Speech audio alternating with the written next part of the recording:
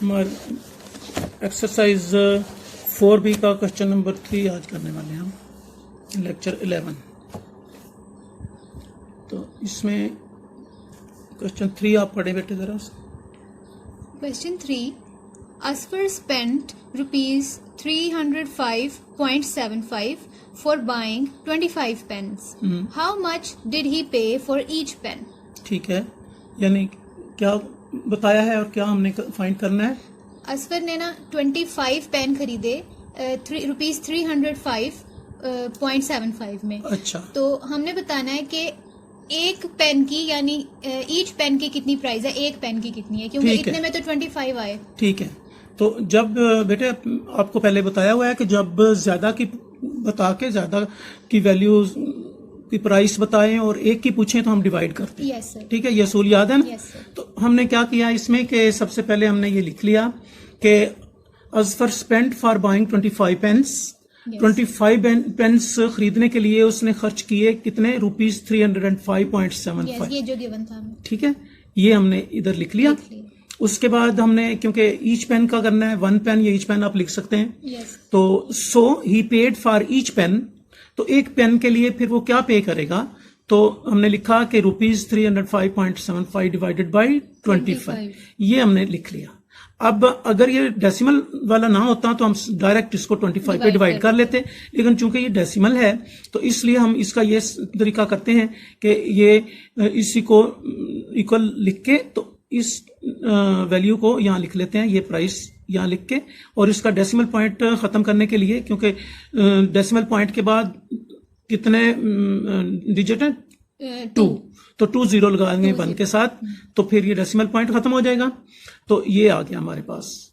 तो फिर ये डिवाइड का साइन और 25/1 लिख लेते हैं, जिसके नीचे कुछ नहीं लिखा ओवर 1 हम लिख सकते हैं। yes, अच्छा, अब हमारे पास ये फ्रैक्शन में आ गया ना, पहले डेसिमल में था, अब कॉमन फ्रैक्शन में आ गया। तो अब फिर इसको क्या करते हैं, कॉमन फ्रैक्शन में इसको एज इट इज नीचे लिखा और डिवाइड का क्या साइन बन जाएगा, मल्टीप्लाई, और रेसिप्रोकल जब लेते हैं तो फिर 1/25 हो जाएगा। yes, डिनोमिनेटर न्यूमिनेटर बन जाएगा, न्यूमिनेटर डिनोमिनेटर बन जाएगा। तो हमारे पास ये आ गया, इतना समझ में आ गया। yes, sir. अच्छा, अब हम ये जो हमारे पास नंबर है ना, इसको 25 पे डिवाइड कर लेते हैं, 100 को रहने देते हैं क्योंकि 100 बाद में फिर डेसिमल पॉइंट लगवा देंगे। yes. अब इसको डिवाइड करते हैं, ये लिख के और 25 पे डिवाइड करते हैं। तो 25 1s are 25, तो 30 से 25 माइनस किया तो 5 आ गया। अब नेक्स्ट नंबर क्या है, 5 इसके साथ ज्वाइन किया, 55 बन गया। तो 25 2s are 50, अब 55 से 50 माइनस किया तो 5 आ गया, और 7 इसके साथ ज्वाइन करने से 57 बन गया। फिर 25 2s are फिर 50 बन गया। अब 57 से 50 माइनस करने से 7 आ गया।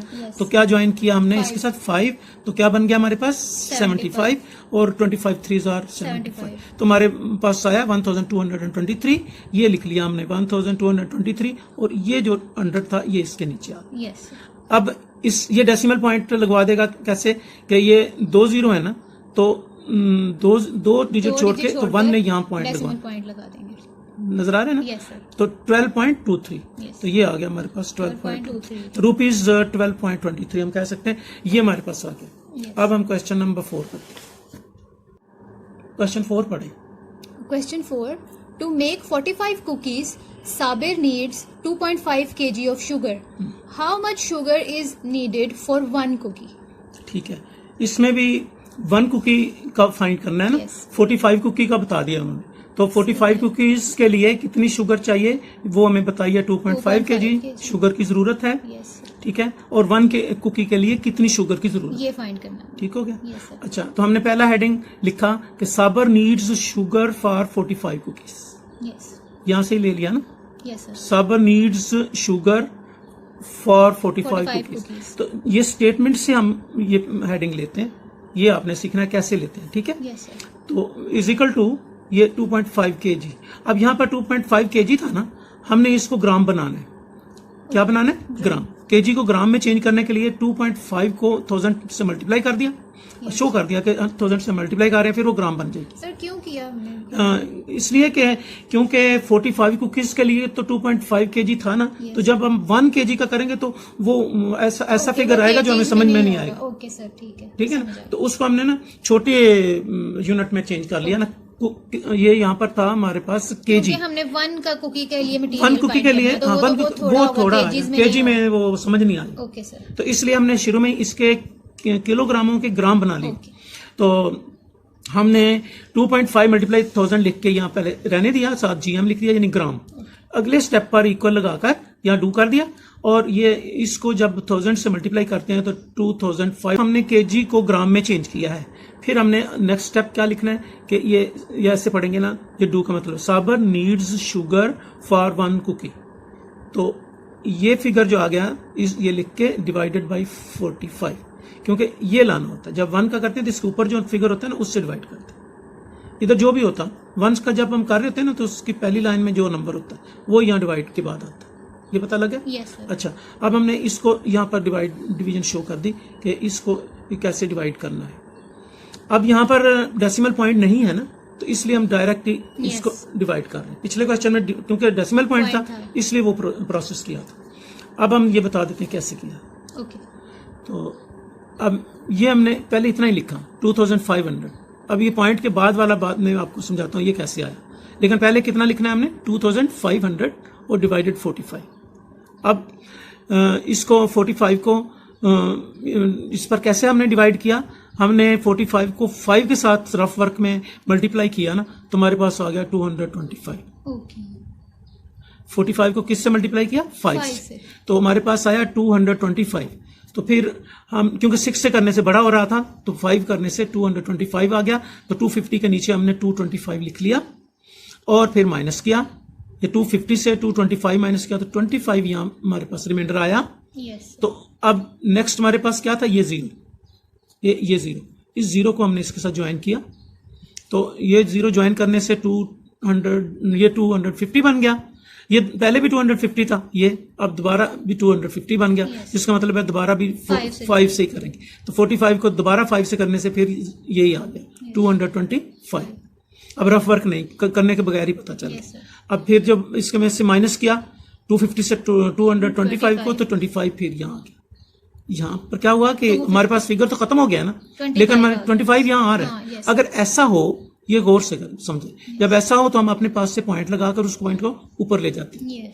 इधर पॉइंट लगाते हैं और इस पॉइंट को क्या करते हैं? ऊपर भी लगा देते हैं। फिर इधर समझते हैं फिनिश हो गया, ऊपर चला गया। ठीक है, तो फिर इसके बाद ये 0 अपने पास से हम लिख लेते हैं। एक 0 लिखने के बाद उस 0 को हम ज्वाइन कर लिया, यहाँ पता लग गया। तो यहाँ पॉइंट जो ऊपर, यहाँ से पॉइंट ऊपर चला गया, ये भी पता चल गया। अच्छा, अब फिर हमारे पास क्योंकि फिगर तो वही है ना 250 का, फिर 5 से ही टेबल जाएगा और वही नंबर 225 नीचे आएगा। अब बार बार वर्किंग करने की जरूरत नहीं हमें। अब 250 से 225 माइनस करने से फिर 25 आ गया। अब एक और 0 हमने पुट कर लिया, अब वो 0 नीचे ले आए। सर ये कब तक करते रहेंगे? ये करेंगे क्योंकि उन्होंने हमें कहा हुआ है कि 2 डेसिमल प्लेसेस तक करो। तो अगर 2 डेसिमल प्लेसेस करना हम 3 तक करते हैं। Okay sir. तो 3 तक करने के लिए हमें 3 0 लगाने पड़ेंगे। 1 0 पहले लगा चुके हैं, फिर 1 लगाया, फिर 1 लगाया। ठीक है, अच्छा, तो हमने 1 0 फिर नीचे ले गए, फिर 5 आ गया और 225 उसके नीचे आ गया, फिर माइनस करने से 25 आ गया। अब ये एक तीसरा 0 भी लगाया और वो इसके साथ आके 250 बना। अब फिर 5 बच रहा है, तो ये तो बचता ही जाएगा। जब जितने डेसिमल प्लेसेस आगे लगाते जाएंगे तो 5 5 5 आता जाएगा, 5 ही बचता जाएगा। तो लेकिन हम 3 डिजिट तक करने के बाद इसको छोड़ देते। तो अब जो हमारे पास आ गया 55.555 5 3 आ गया ना। तो अब हम आपने वो पीछे पढ़ा है ना कि इसको हम राउंड ऑफ कर देंगे। तो ये 5 जो है ना 5 को काट देंगे और इस 5 को 6 बना लेंगे। इस 5 को 6 बना, तो जब इसको 6 बनाया 56 हो गया। तो 55.56 ये आया हमारा 55.56 ग्राम। तो ये ग्राम्स में हमें समझने में आसानी रही ना। अगर किलोग्राम रहता तो फिर ये और बड़ा पॉइंटों में फिगर आना था, समझ नहीं आ रहा। तो ये समझ में आ गया? Yes sir. Okay, question 5 read करें बेटे। Question 5. A carpenter earns rupees 580.50 per week. How much will he earn in 2.5 weeks? ठीक है, तो इसमें एक वीक में वो एक वीक का बताया ना, यस सर, एक वीक की अर्निंग बताई है कारपेंटर की कि एक वीक में इतने पैसे कमाता है और 2.5 वीक्स में कितने कमाएगा ये अब 1 से ज्यादा का बताया था। Yes. ठीक है, तो यही आपने समझा हुआ है। जब 1 का खुद पता करना है तो डिवाइड करते हैं, जब 1 का वो बता दें और हम उससे ज्यादा तो फिर मल्टीप्लाई। ये सूल याद है? Yes, sir. तो फिर हमने बेटे यहाँ लिखा कि a carpenter earns in 1 week, एक वीक में कारपेंटर कमाता है, कितने कमाता है? Rupees 580.50, Yes. इतने पैसे कमा लेते हैं एक वीक में। तो हमने कितना बताना है? 2.5 वीक्स का। तो ही अर्न्स इन 2.5 वीक्स, तो 2.5 वीक्स में कितना कमाएगा? तो इसको मल्टीप्लाई कर देंगे मल्टीप्लाई 2.5 से, ये फिगर लिखा और मल्टीप्लाई 2.5। अब ये जो 2.5 से ही मल्टीप्लाई किया, ठीक है, तो ये तो आप कर लेंगे। Yes sir.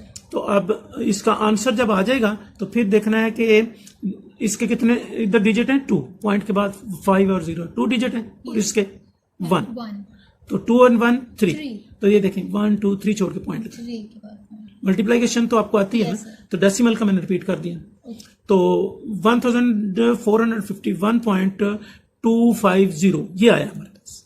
तो इसमें एक बात देखनी है आपने कि पॉइंट के बाद ना ये 3 डिजिट है, 1 2 3, तो रुपीस का जब हिसाब होता है तो 2 डिजिट हमारे पास काफी होते हैं, तो तीसरा ये हम खत्म कर सकते हैं। वैसे भी इधर 0 होता है ना, तो 0 को हम कैंसिल कर देते हैं। तो हमारे पास अब आ गया 1451.25 ये, तो ये वो 2.5 वीक्स में इतने पैसे कमाता है ये कारपेंटर, जबकि उन्होंने 1 का बताया था, अब 2.5 का हमने। क्वेश्चन 6 रीड करें। Question 6. A storekeeper has 27.36 kg of rice. If he puts into 9 sacks, how much rice will each sack contain? ठीक है,